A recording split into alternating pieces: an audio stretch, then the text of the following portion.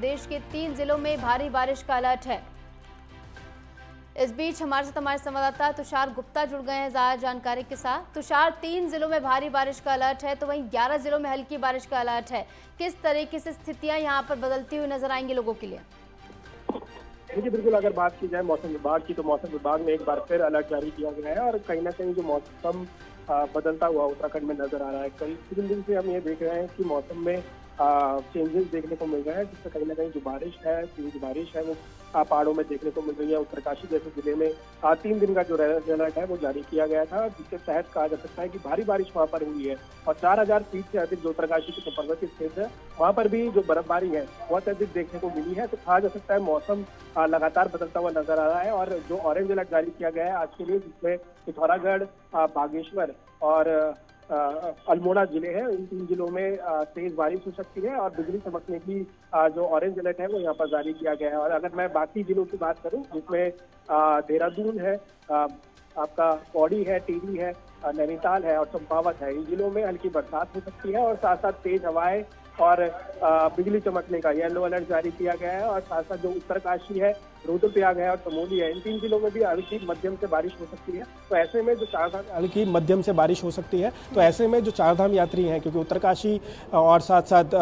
जो रुद्रप्रयाग है उसमें चारों जो धाम है वो स्थापित है और ऐसे में जो यात्री वहाँ पर पहुँच रहे हैं, तो मौसम विभाग ने भी उन्हें हिदायत दी है कि मौसम के अनुकूल ही आप ट्रैवल करें और अगर अत्यधिक बरसात होती है तो आप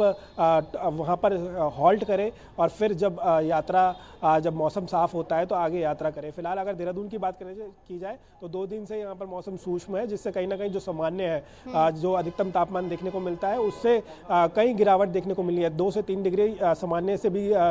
जो डिग्री अधिकतम तापमान है उसमें गिरावट है। और तो कहीं ना कहीं जो मौसम और गर्मी जो साउथ के लोगों को और साथ साथ उत्तर प्रदेश के लोगों को सता रही है, वो उत्तराखंड में इस तरह का माहौल देखने को नहीं मिल रहा है। मौसम यहाँ पर सूक्ष्म है, देर रात भी यहाँ पर बरसात हुई है, मौसम अभी भी बन रहा है, काले बादल छाए हुए हैं देहरादून में भी और माना जा रहा है कि शाम तक यहाँ भी बरसात हो सकती है। तो कहा जा सकता है कि पूरे प्रदेश भर में मौसम थोड़ा खराब देखने को मिल रहा है। और जिस तरह से IMD ने भी कहा है कि इस बार की 5% जो अत्यधिक बरसात है सामान्य से होने वाली है, तो उसी के तहत कहा जा सकता है कि जो मानसून है, प्री मानसून की बारिश मार्च से लेकर मई के महीने तक होती है। तो कहा जा सकता है कि जो प्री मानसून है वो भी अपना तेवर दिखाता हुआ नजर आ रहा है और पूरे प्रदेश भर में जो बरसात है, जो वेस्टर्न डिस्टर्बेंस कहा जाता है, उसके तहत यहाँ पर बरसात होती हुई नजर आ रही है। जी बिल्कुल तुषार, आपने जैसे कि जिक्र किया कि चारधाम यात्रा को लेकर लोगों से कहा जा रहा है कि एहतियात बरतें, एहतियातन इस समय बाहर ना निकले जब बारिश हो रही है। अब बात की जाए प्रशासन की क्या कुछ तैयारियां, क्योंकि CM धामी की ओर से पहले से ही कहा गया था अगर परिस्थितियां विषम होती है, बारिश होती है, तो पहले से ही प्रशासन तैयार।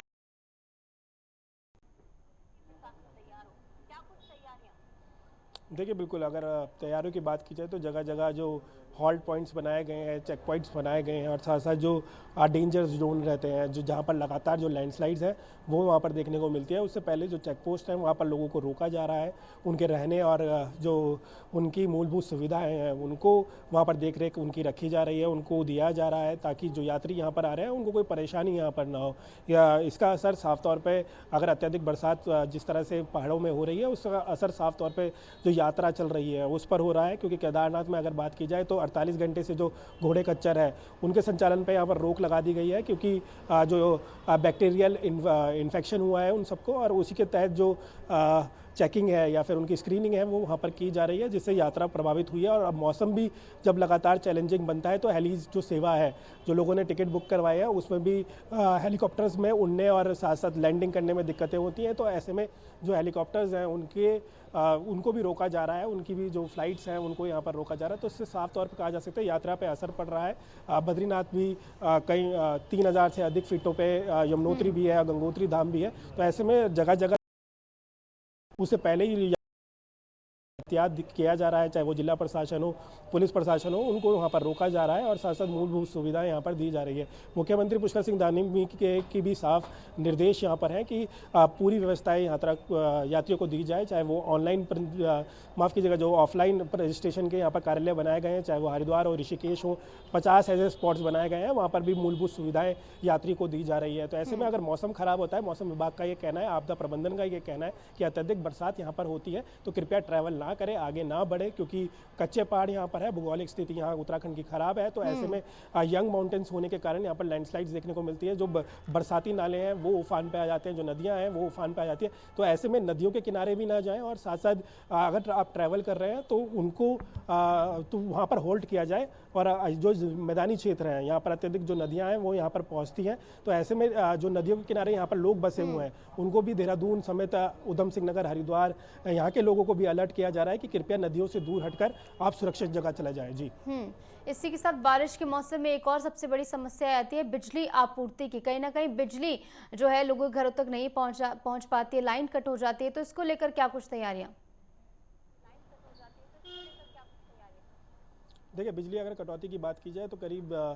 1 से 2 घंटे का कट ऑफ देहरादून में देखने को मिल रहा है, और कभी कभी ये भी अत्यधिक हो जा रहा है। और जो गांव वाले देहात क्षेत्र है उसमें और भी अत्यधिक बढ़ता हुआ नजर आ रहा है। तेज़ हवाओं का जो झोंका चल रहा है, क्योंकि ये देखा गया है 1 महीने से लगातार जो अलर्ट है वो तेज़ हवाओं का देखने को मिल रहा है, जिसमें मैदानी क्षेत्र भी अधिकतम है, जिसमें 40 से 50 घंटे प्रति घंटे की स्पीड से जो हवाएँ हैं वो चलती हुई नजर आ रही है, जिससे कहीं ना कहीं जो ट्रांसफॉर्मर्स हैं और साथ साथ जो बिजली की तारें हैं वो इससे क्षतिग्रस्त हो जा रही है, जिससे लंबे कट हमें देखने को मिल रहे हैं। लेकिन लगातार जो यूपीसीएल की टीमें हैं और साथ साथ जो जिला प्रशासन है वो कोशिश कर रहा है कि जो हम आपूर्ति है पूरी अत्यधिक दे सके। और गर्मियों में जो आपूर्ति है, जो लोगों की डिमांड्स हैं वो अत्यधिक बढ़ जाती है बिजली की, तो ऐसे में सप्लाई कम